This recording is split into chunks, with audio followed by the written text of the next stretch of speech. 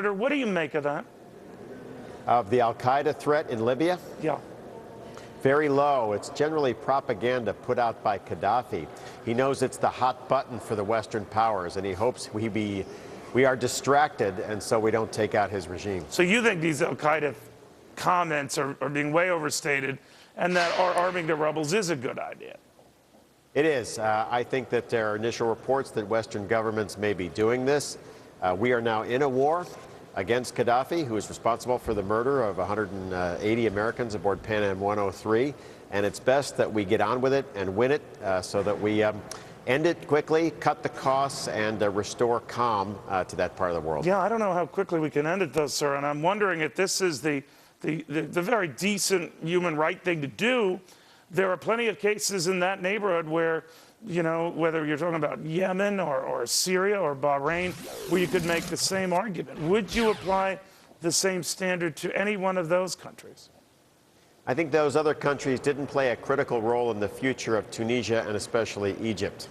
Had the Gaddafi dictatorship in its new cancerous form been allowed to survive, it would have probably played a role in destabilizing both Tunisia and Egypt. Why now, though, Senator? It's been surviving for decades just fine. Why now?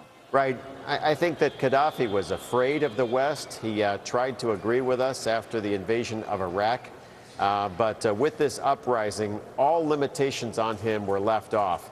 I think we made the right call that the new cancerous version of Gaddafi would have represented a real danger to our NATO allies and especially the new government in Egypt.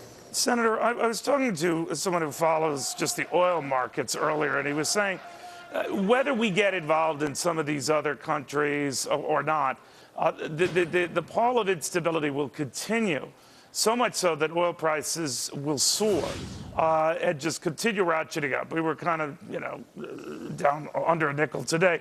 But that, you know, it's not unlikely to get to $150, even $200 oil, because in this volatile region, it will just be a constant. What do you think of that? It's overly pessimistic. I think this region was ready to shift a long time ago. It has really skipped the democracy movement that has swept Latin America, Asia, and especially Eastern Europe. And once new, more democratic regimes are put in place, we will see a level of stability that we haven't seen before. I've heard that before, no offense to you. The stability doesn't come right away, you know?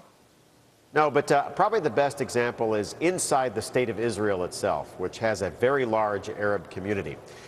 They all vote for their members of the Knesset. They don't shell nearby Jewish towns.